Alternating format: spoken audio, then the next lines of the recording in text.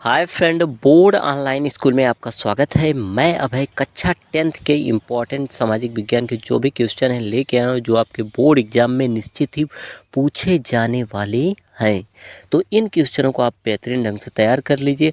आपका board exam में 95 number आना फिक्स है। तो हम पूरा चैप्टर वाइज हर सब्जेक्ट को कवर कर रहे हैं। इतिहास, भूगोल, नागरिक शास्त्र, अर्थशास्त्र आपका जितना है, बिल्कुल आप यदि इस वीडियो को 10 मिनट देख लेते हैं तो गारंटी के साथ आप टॉपर बनेंगे, टॉपर। तो देखिए, पहले मैं चारों चैप्टर को दिखा दे रहा हूँ कि इतिहास में आपको यूरोप और भारत में राष्ट्रवाद पढ़ना है, फिर पढ़ना है औद्योगिकीकरण का कारण, फिर पढ़ना है मुद्रण संस्कृति, फिर पढ़ना है मुद्रण संस्कृति और आधुनिक दुनिया, फिर पढ़ना है संसाधन और विकास भूगोल में, फिर पढ़ना है भूगोल में खनिज एवं कृषि, फिर पढ़ना है विनिर्माण उद्योग, फिर नागरिक शासन में पढ़ना है सत्ता की साझेदारी, फिर पढ़ना है आपको संघ और लोकतंत्र का परिणाम, अर्थशास्त्र में विकास, भारत का जो है अर्थव्यवस्था और मुद्रा और साख। फिर हम लोग शुरू करते हैं। तो देखिए, आपका बहुत स्वागत है। दिमाग को एकदम फ्रेश कर लीजिए, हम एकदम शुरू करने वाले हैं। तो टाइमलाइन के साथ हम लोग पढ़ने वाले हैं यूरोप में राष्ट्रवाद को। तो देखिए, फ्रांस की क्रांति, आपको क्रांति सभी बहुत अच्छे से याद होनी चाहिए। तो फ्रांसीसी जो क्रांति हुई थी 1789 ईस्वी, आप याद रखिए 1789, एक क्रम से है, ठीक ना। 1 बस लिखिए, फिर 789, ठीक। फिर इसके बाद जो ये हुआ था, म्यूसेफ मेजनी का जन्म 1805 में हुआ था। ये कभी कभी पूछ लेता है, ठीक ना। जो महत्वपूर्ण है उसको मैं महत्वपूर्ण देखिए बताया गया है, ठीक ना। वहाँ पे झंडा भी लगा दिया गया है। फिर इसके बाद देखिए, नेपोलियन की हार और वियना की संधि, ये इम्पोर्टेंट है। ये 1815, आप याद रखिए 1815, ठीक। ये पूछता है। फिर इसके बाद 1834 में कि कब हुई थी, तो ये आपको बताना पड़ेगा। 1834 में आपको जोल वेराइन और सीमा शुल्क संघ की स्थापना 1834 में हुई थी, ठीक। फिर इसके बाद आपको फेडरिक सारियो के जनतांत्रिक एवं सामाजिक गणतंत्र 1848 में हुआ था। ये पूछता नहीं है, ठीक। ये पूछता है इसके बाद वाला। तो देखिए, इसके बाद वाला जो विक्टर इमैनुएल द्वितीय संयुक्त इटली के राजा कब घोषित हुए थे? 1861 ईस्वी में हुए थे। आपको बहुत ही बेहतरीन ढंग से पता होना चाहिए कि कब राजा घोषित हुए थे, तो 1861। फिर हम लोग आगे देखने वाले हैं 1871 ईस्वी। तो देखिए, ये जर्मन राज्य की स्थापना हुई थी। तो 3 पॉइंट आप पिन कर लीजिए। फ्रांसीसी क्रांति जो हुई थी 1789 ईस्वी में, और वियना की संधि हुई थी 1815, और जर्मन राज्य की स्थापना हुई थी 1871 ईस्वी में। यही जो 3 क्वेश्चन है बोर्ड एग्जाम में आपके छपेंगे। फिर हम लोग देखने वाले हैं आगे, जो हमारा है भारत में राष्ट्रवाद। तो इसमें क्या है, गांधी जी की वापसी, ठीक है ना। गांधी जी मेन थे, तो उन्हीं के अनुसार पूरा इतिहास चलने वाला है भारत का। तो गांधी जी की वापसी कब हुई थी? गांधी जी की वापसी कब हुई थी? देखिए, 1915 में हुई थी। फिर इसके बाद उन्होंने बिहार के चंपारण और खेड़ा, 2 जगह उन्होंने सत्याग्रह किया, जो कि सफल रहा। 1917 याद रखिएगा, रोलेक्ट एक्ट और जलियांवाला बाग हत्याकांड, ये एकदम दिमाग में बैठा लीजिए, 13 अप्रैल 1919 को हुआ था, ठीक। इसके विरोध में 1920 में असहयोग आंदोलन शुरू किया गया था। असहयोग आंदोलन क्यों वापस लिया गया? क्योंकि 22 फरवरी 1922 को चौरी चौरा कांड गोरखपुर में हुआ था, जहां पे जिंदा जला दिए थे अंग्रेज के 22 पुलिस वालों को, ठीक ना। फिर इसके बाद इसी के विरोध में गांधी जी ने असहयोग आंदोलन को वापस ले लिया 1922 में।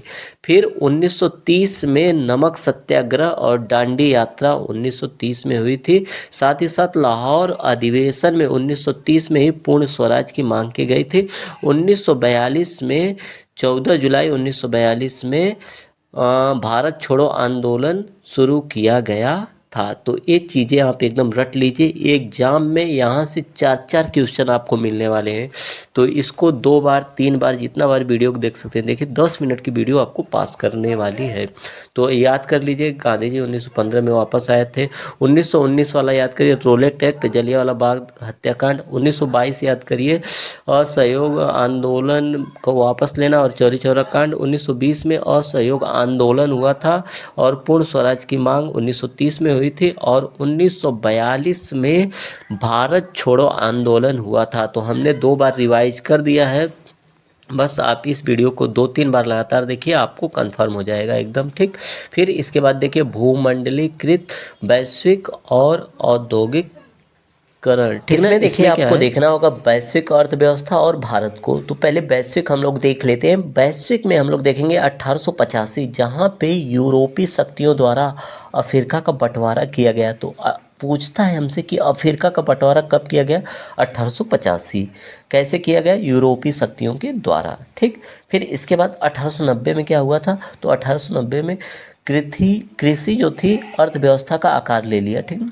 कृषि जो थी वो अर्थव्यवस्था का आकार ले लिया कि मतलब कितना पैदावार होती है किसी देश में, वही उसकी अर्थव्यवस्था थी। फिर इसके बाद 1929 ईस्वी में महामंदी की शुरुआत हुई, यानी पूरी दुनिया में मंदी आई थी, ठीक ना, महंगाई बढ़ चुकी थी। फिर आप पढ़ेंगे भारत के बारे में। तो भारत में उद्योग, तो पूछता है आपसे कि 1854 में क्या हुआ था? तो बताएंगे आप, बम्बई में पहली कपास की मिल लगी थी, ठीक। बम्बई में पहली कपास की मिल कब लगी थी? तो 1854। फिर पूछता है कि मद्रास में पहली कताई और बुनाई वाली मिल कब लगी थी? 1874, ठीक। सूती कपड़ों का जो उत्पादन था 1900 से 1912 के बीच में दोगुना हो चुका था, तथा इसके बाद आप पढ़ेंगे कि 1927 में FICCI की स्थापना हुई थी, जिसको आप लोग FCI गोदाम भी कहते हैं। तो यानी FICCI की स्थापना कब हुई थी? 1927 में। ये आपसे पूछता है। तो आपको एकदम क्लियर हो गया होगा विश्व में कैसे अर्थव्यवस्था चली और भारत में कैसे, ठीक। यहाँ से आपके 20 नंबर के क्वेश्चन आते हैं। हर टॉपिक से लगभग 20-20 नंबर के क्वेश्चन हम लोग कवर किए हैं। तो सन थोड़ा सा आप देख लीजिए, 1885, 1890, 1929 महामंदी और 1854 बम्बई में पहली कपास मिल, 1874 मद्रास में पहली कताई बुनाई वाली मिल, 1900 से 1912 के बीच सूती कपड़ा का उत्पादन दोगुना हो चुका था और 1927 ईस्वी में आप याद रखेंगे फिक्की यानी FICCI की स्थापना हुई थी। ये बात अपने दिमाग में आप बैठा लेंगे, यहीं से क्वेश्चन आएगा। पेपर देने के बाद आइएगा, आप कमेंट करके जाइएगा कि आपको मिला कि नहीं। 10 मिनट की वीडियो आपका पूरा एग्जाम पास करवाने का दम रख रही है। तो ऐसी वीडियो को आप मत छोड़िए। हर सब्जेक्ट वाइज हम मात्र 10 मिनट की वीडियो लाएंगे कक्षा 10 के लिए, और देखते हैं कि कैसे कोई बच्चा फेल होता है। बस आप इस वीडियो को बार बार देखिए। सब सब्जेक्ट आप एक साथ नहीं पढ़ सकते हैं, लेकिन 1 घंटे में आप सब विषय रिवाइज कर सकते हैं। देखिए, फिर मुद्रण संस्कृति यानी हस्तलिखित से मशीन तक। तो पहले 594 ईसा पूर्व, AD का मतलब ईसा पूर्व, चीन में रबड़ पेपर प्रिंटिंग प्रेस की शुरुआत हुई थी, 594।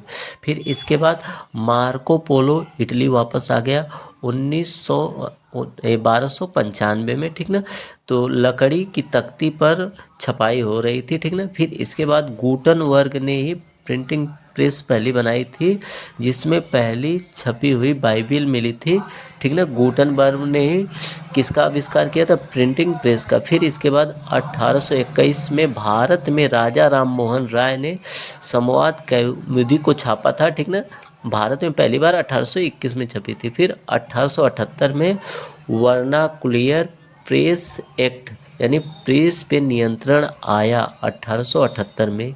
फिर उसके बाद कोई अपने मन से कोई बात नहीं छाप सकता है, ठीक ना।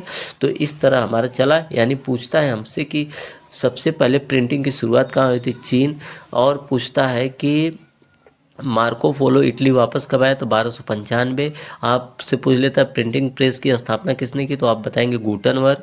फिर आपसे पूछ लेता है कि संवाद कौमुदी, तो आप बताएंगे राजा राम मोहन राय ने छापा था। और वर्नाकुलर प्रेस एक्ट जो था 1878 में लागू हुआ था, जिसमें प्रेस पर नियंत्रण सरकार ले ली थी। फिर हम लोग भूगोल में पढ़ेंगे संसाधन और मानचित्र। तो देखिए, आपको मानचित्र देखना आना चाहिए, और इसमें आपको पढ़ना है संसाधन, विकास, मृदा के प्रकार, कृषि की प्रमुख फसलें, गेहूँ, चना, चाय, और विनिर्माण उद्योग, ठीक ना। इसके बारे में मैं एक छोटा सा वीडियो बनाऊंगा 2 मिनट का, जो अलग से, उसको आप देख लीजिए, ठीक ना। वहाँ से मैं ज़्यादा क्लियर कर दूंगा। पढ़ते हैं अगली टॉपिक तरफ अपने नागरिक शास्त्र में। नागरिक शास्त्र में हमको पढ़ना है लोकतंत्र के बारे में। तो देखिए, सच्चा की साझेदारी होगा। फिर इसके बाद चुनौतियां आती हैं भैया, जाति आपका क्या है, धर्म क्या है, लैंगिक मामला आता है, स्त्रियां पुरुष है, राजनीतिक दल आता है, ठीक ना। संघवाद आता है, यानी जिसमें राज्य सरकार और केंद्र सरकार मिलती हैं। और साथ ही साथ परिणाम क्या होता है, उत्तरदायी, जिम्मेदार और वैध। ये सब चीज़ें लोकतंत्र के भाग हैं। और इसको आप समझने के लिए मैं एक और वीडियो बनाऊंगा 5 मिनट की, दोनों मिलाकर, मतलब नागरिक शास्त्र और ये भूगोल। बस आप 10, 5, 15 मिनट की वीडियो देख लेंगे, इसके बाद एक वीडियो आप एग्जाम में फाड़ के आएंगे पूरा पेपर, गारंटी के साथ। आपका 100 में 100 आना कन्फर्म है, मात्र इतना ही पढ़ के। यदि आप कमज़ोर हैं फिर भी, ठीक ना, आप जैसे चाहें वैसे बनाकर लिख दीजिए, सही आपका सन हो।